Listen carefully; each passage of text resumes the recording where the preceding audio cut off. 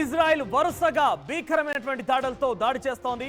ప్రధానమైనటువంటి లక్ష్యాల్ని ఛేదించేందుకు Israel Iran పైన భీకరంగా దాడులు కొనసాగిస్తోంది. అయితే ఇటువంటి దాడిలో ఘన సంబంధించినటువంటి ఒక ఇంధన పరిశ్రమకు సంబంధించి ఘన ఇంధన మిశ్రమాన్ని తయారు చేసేటువంటి కొన్ని 12కు పైగా ఆ కేంద్రాలపైన వరుసగా దాడులు జరిపింది ఇజ్రాయెల్. తాజాగా టెహరాన్లోని S-300 గగనతల రక్షణ వ్యవస్థను దారుణంగా దెబ్బతీసింది ఇజ్రాయెల్. పర్చిన్ మిలిటరీ కాంప్లెక్స్ లో డ్రోన్ల తయారీ యూనిట్ ధ్వంసమైంది. కేబర్ హజ్ కసీం బాలిస్టిక్ మిసైళ్లను వినియోగించేటువంటి ఆ మిసైల్స్ ని కూడా పూర్తిగా ఇజ్రాయెల్ ఇరాన్ భీకరపై దాడులు చేస్తూ దాన్ని కూడా నేలమట్టం చేసింది. ఘన ఇంధనాన్ని తయారు చేసేటువంటి కర్మాగారాన్ని పూర్తిగా ధ్వంసం చేసేసింది. ఈ కర్మాగారం ఇరాన్ మిసైల్ ప్రోగ్రామ్ కు వెన్నుముకగా ఉండేది. ఇక్కడే మిసైల్స్ కి సంబంధించినటువంటి ప్రక్రియ తయారీ కూడా అయ్యేదట. ఇజ్రాయెల్ దాడులకు సుమారుగా 20 హెవీ ఫ్యూయల్ మిక్సర్లు ధ్వంసమైపోయాయి. ఒక్క మిక్సర్ ఖరీదు $2 మిలియన్లు. ఇక మిక్సర్లను తిరిగి అమర్చాలంటే కనీసం ఏడాది సమయం పట్టబోతోంది. ఇక ఇరాన్ ఘన ఇంధన మిక్సర్ను తయారీ ఎగుమతి చేయడం పైన ఆంక్షలు విధించారు. ఇక మిక్సర్లకు భారీగా డబ్బు కట్టి దిగుమతి చేసుకున్నారు ఇరాన్. ఇక ఇరాన్ షిప్లను తయారు చేసే సామర్థ్యంపై ఇజ్రాయెల్ గట్టి దెబ్బ పడింది. ఇటీవలే ఇరాన్ హమాస్ హెజ్బోలా వ్యవస్థల పైన ఇజ్రాయెల్ దాడి చేస్తుంటే దాన్ని సహించలేక ఇజ్రాయెల్ పైన దాడి చేసింది. చాలా భీకరంగా దాడులు చేసింది. సెకండ్కి 2 మిసైళ్ల చొప్పున కొన్ని వందల మిసైల్ని ఇజ్రాయెల్ పైన దాడి చేసింది. ఈ నేపథ్యంలో ఇజ్రాయెల్ తమ డోమ్ సహాయంతో కొన్నిటిని మట్టుబెట్టే ప్రయత్నం చేసింది, కొన్నిటిని పక్కదారి పట్టించే ప్రయత్నం చేసింది.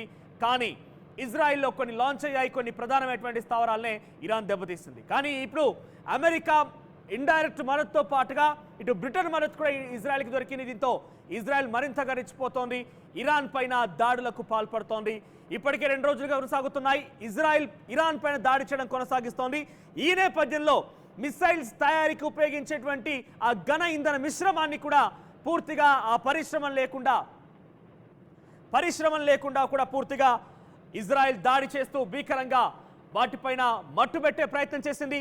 ఈ నేపథ్యంలో ఇజ్రాయెల్ దాడులకు సంబంధించి ఇరాన్ కోలుకోలేని దెబ్బపడింది. ఇరాన్ క్షిపణులపై వ్యవస్థ పైన పూర్తిగా దెబ్బపడినట్టయింది.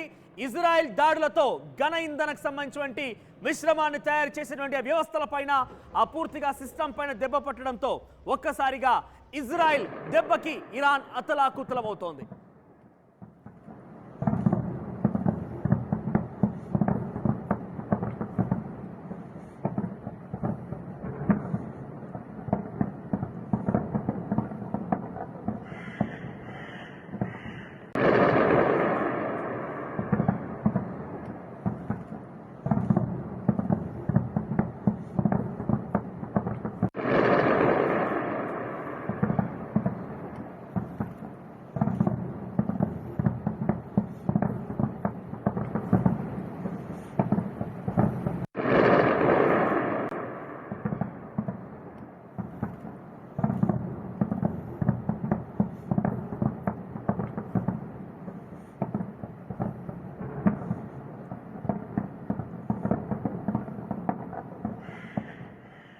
ఇజ్రాయెల్ భీకరమైనటువంటి దాడులకి ఇరాన్ పూర్తిగా కూడా దెబ్బతింటోంది.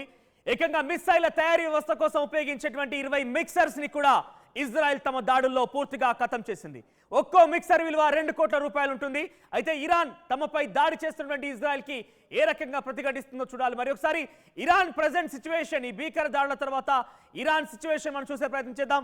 ఇక్కడ మీరు చూడొచ్చు, పూర్తిగా ఇల్లు మొత్తం కూడా నేల కొరుగుతున్నాయి.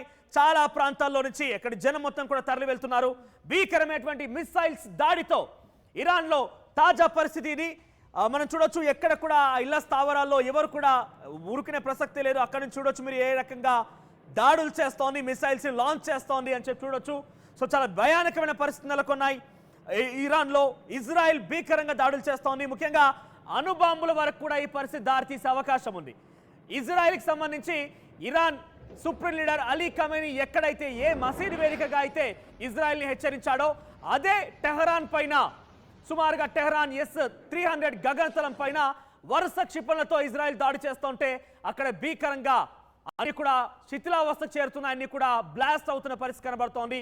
ఇక ఇరాన్ చాలా కోలుకోలేని దెబ్బ తగిలిందని చెప్పొచ్చు ఈ దాడులకు. ఇక్కడ చూడొచ్చు మీరు ఆ దాడులు ఏ రకంగా కొనసాగుతున్నాయి అనేది బ్లాస్ట్లకు సంబంధించి విజువల్స్ మనం చూస్తున్నాం. సో ఇక్కడ ఇటువంటి దాడులతోని ఇరాన్ కోలుకోలేని దెబ్బ తగిలిందని చెప్పొచ్చు.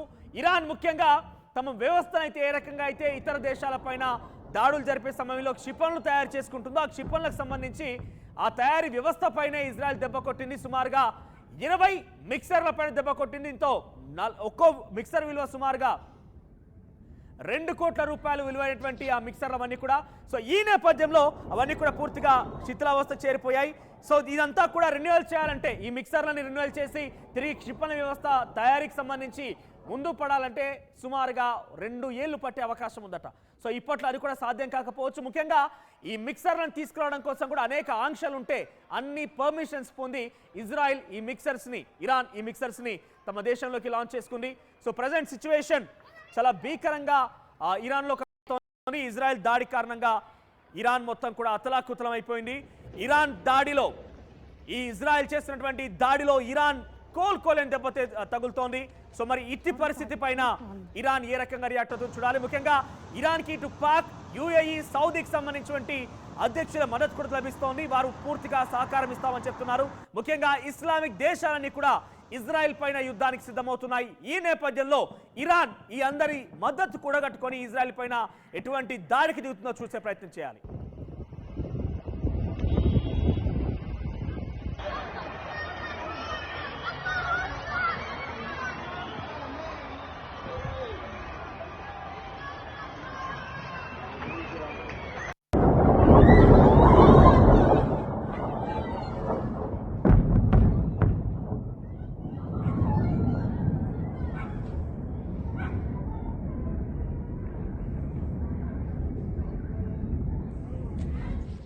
ఇప్పటికే ఇరాన్ ఇజ్రాయెల్ పైన దాడి చేసింది. దానికి ప్రతి దాడిగా ఇజ్రాయెల్ దాడి మొదలెట్టేసింది.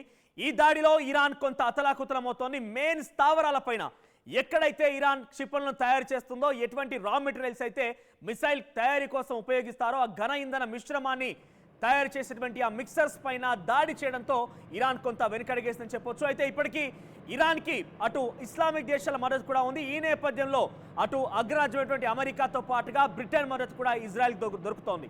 సో ఈ నేపథ్యంలో అణుబాంబులను కూడా ఉపయోగించి దాడులు చేసే అవకాశం కనబడుతోంది. ఈ పశ్చిమాసియాలో భీకరమైన దాడులు, అణుబాంబుల దాడులు, ఇరాన్ మధ్య యుద్ధాలు, ఇస్లామిక్ దేశాల మద్దతు ఇరాన్కు ఉంది, అగ్రరాజ్యం అమెరికా మద్దతు ఇజ్రాయెల్ కనబడుతోంది. ఇవన్నీ పరిస్థితులు చూస్తే 3వ ప్రపంచ యుద్ధం వస్తుందా అనే అనుమానాలు వ్యక్తమవుతున్నాయి.